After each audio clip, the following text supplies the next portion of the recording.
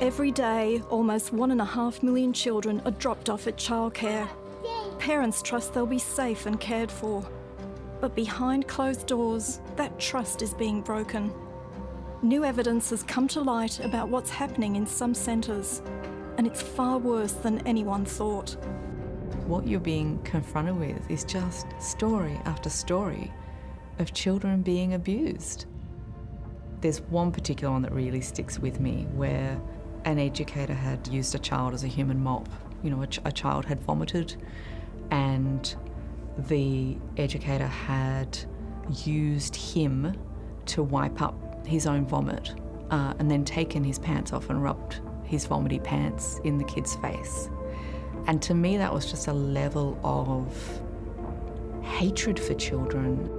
New South Wales Greens MP Abigail Boyd used a powerful parliamentary order to obtain documents the New South Wales government fought hard to keep hidden. Documents that expose shocking and confronting incidents inside some centres between 2020 and 2024. I think it's clear that the department just doesn't want people to know what's actually going on. After a long battle, we finally got access to those secret New South Wales documents, and the evidence is damning. Case after case of sickening abuse and a regulator failing to do its job. The documents detail hundreds of disturbing cases, including babies and toddlers being forcibly dragged, pulled, kicked, and in some cases, sexual misconduct. Childcare giant Only About Children had an incident at its road centre in Sydney's inner west. An educator admitted to grabbing a child's face and kissing them on the lips in 2023. I agreed that the interaction was inappropriate. The regulator allowed the educator to remain in the sector. At its centre at Brookvale Mall, an educator admitted to using unreasonable force on babies in 2021. I pushed their heads and bodies down into the mattress and I repeatedly put blankets over their heads. I patted them using excessive force. The regulator allowed the educator to remain in the sector.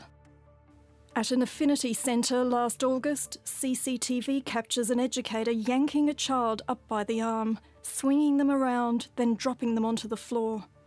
The regulator issued a breach notice. A family daycare centre had a machete and a crystalline substance on its premises. The centre kept operating. At a Pagewood centre, an educator admitted to inappropriate discipline. I grabbed the child by the arm and then rocked the child roughly on my lap. This caused the child to sustain a dislocated elbow. Only About Children told 7:30 safety, well-being and development of children were its highest priorities. It said it takes immediate action when it becomes aware of incidents. Affinity says the educator was terminated after an incident and its highest priority is ensuring safety.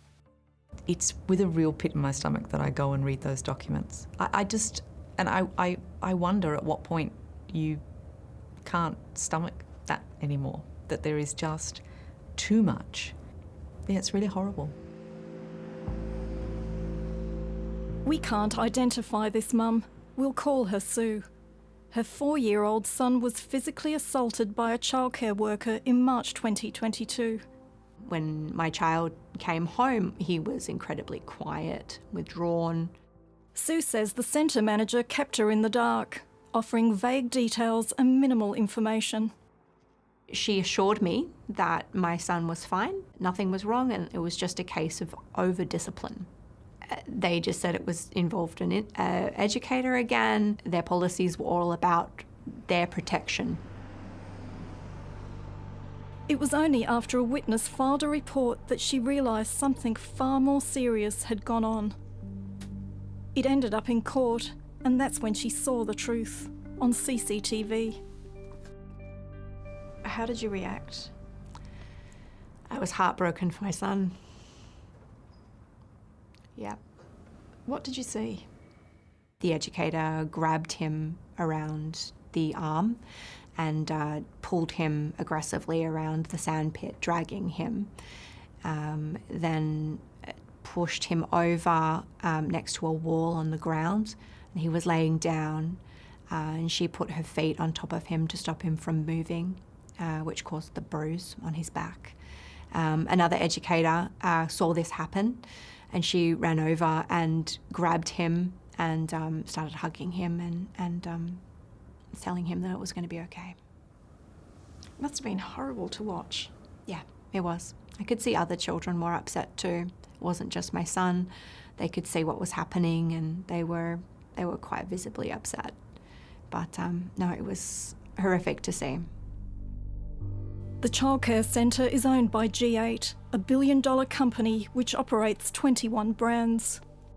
Didn't feel that they cared at all. It was very much business, you know, as protecting their policies, protecting their assets, protecting their centres. That was all they cared about. And so what happened to the educator? What happened with the court case? 12 months corrections order and around $500 of a fine. Sue says G8 offered her money to support her son on the condition she never talked publicly about the incident. She refused. I didn't want the money. I wanted the change in policies, the way they communicate with families, so that my situation and my son's situation wouldn't happen again. G8 told 7:30 the educator was suspended, then terminated. It said the incident didn't impact any other children. The family was informed of the incident and offered G8's full support. I would like to welcome you to the 2024 G8 National Conference. Give yourself a big round of applause. Underpinned by billions in government subsidies, private operators, including listed companies and private equity, control nearly 3/4 of long-day care, where profit often trumps care. If you needed any more proof our childcare system is broken, this is it. 7:30 can reveal that in 2024, despite thousands of breaches and serious incidents, the New South Wales regulator issued just 8 penalty infringement notices, totalling $1,760. While a small number of centres were cancelled, most cases ended with warnings. What does that say about the regulator? I mean, that's just a joke, isn't it?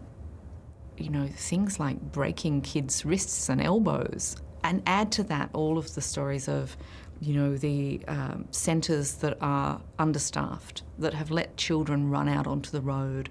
The idea that there were 8 fines of a total of such a small amount, that's extraordinary.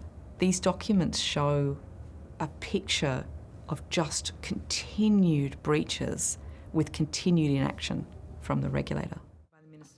The response of Deputy New South Wales Premier and Childcare Minister Prue Carr to letters from parents was also illuminating.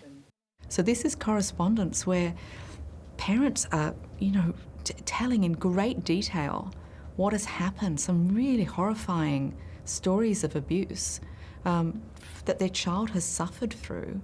They're telling the minister, this is what my child now does acting out at home after having experienced that abuse. And then months later, we have the minister responding. Clearly, this system is in crisis. A spokesperson for Prue Carr told 7:30 complaints were referred to the regulator for investigation and the government is cooperating and working to release more documents. The New South Wales Early Childhood Education and Care Regulatory Authority said it investigates all allegations and complaints and takes action when child safety has been compromised, including banning people and cancelling centres. I want change. You know, I think that the whole of Australia and Australia's children need change.